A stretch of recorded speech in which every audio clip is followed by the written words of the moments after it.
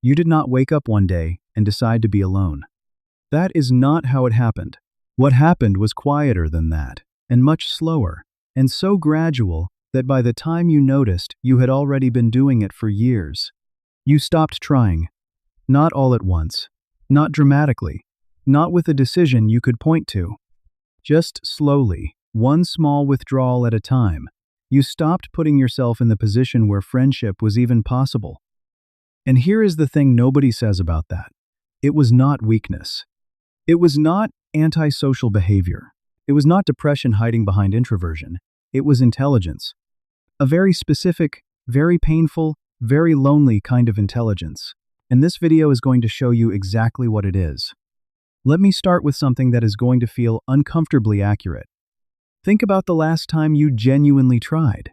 Not the surface version, not the polite small talk, not the obligatory social appearance. The last time you actually opened something real. Offered something honest. Let someone close enough to matter.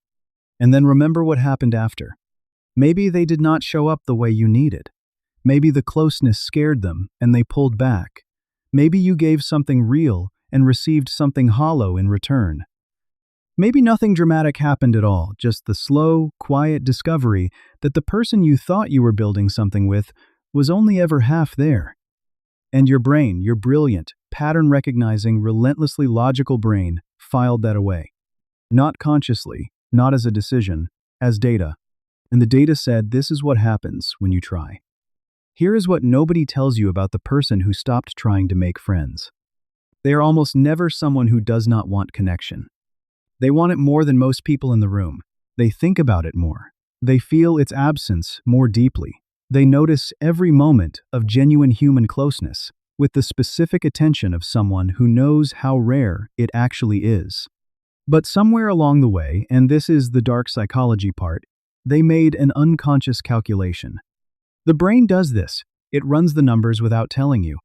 It looks at the history every time you tried, every time it did not land, every time you were misread or dismissed or left, and it generates a probability. And when the probability of pain becomes higher than the probability of genuine connection, the brain stops authorizing the attempt. Not because you gave up, because you got too smart for your own loneliness. There is a psychological concept called rejection sensitivity, the degree to which a person's nervous system amplifies the pain of social rejection beyond what the situation technically warrants. And here is what the research shows. People with high rejection sensitivity do not experience rejection the way most people do.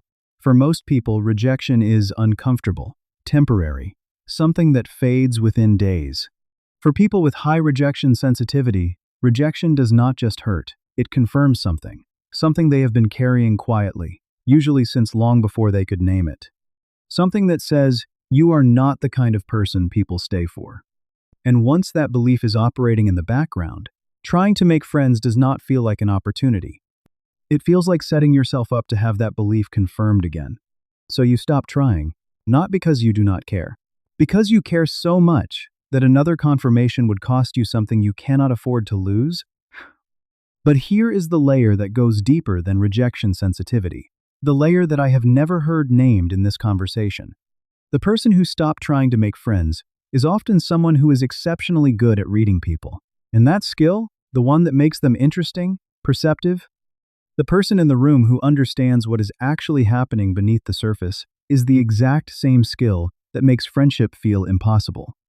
Because when you can read people clearly, you see the performance before you see the person.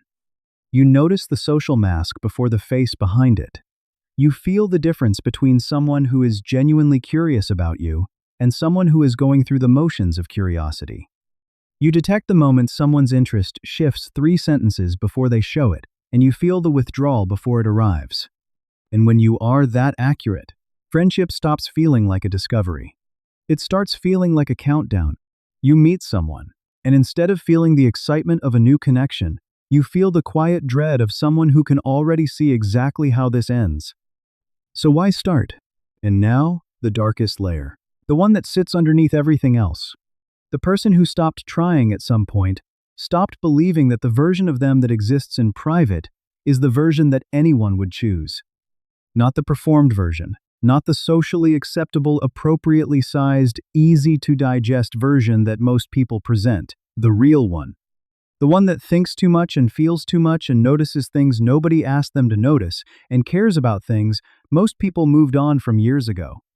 They stopped trying to make friends because on some level they believe deeply, quietly, almost unconsciously, that if anyone actually saw that version of them completely, they would leave anyway. So the withdrawal is not antisocial. It is preemptive. It is the most sophisticated form of self-protection the human mind can produce, removing yourself from the possibility of rejection before rejection has the chance to remove you. You are not someone who does not need people. You are someone who decided that needing people and having them see you fully and leave anyway was the one pain you could not survive again. And here is what that costs. Not just the obvious thing. Not just the loneliness, though, that is real and it is significant and it deserves to be named, honestly. It costs you the version of yourself that only exists in genuine connection. Because there is a part of you, a specific part, that only comes alive when someone sees you clearly and stays anyway. That only develops when it is witnessed. That only grows when it is met by something real, coming back. And in the absence of that, that part of you has been living in a kind of suspension. Not dead, not gone, just waiting. With a patience that looks like indifference from the outside. But from the inside, feels like standing at a window watching something you want. And having too much history to believe you are allowed to open the door.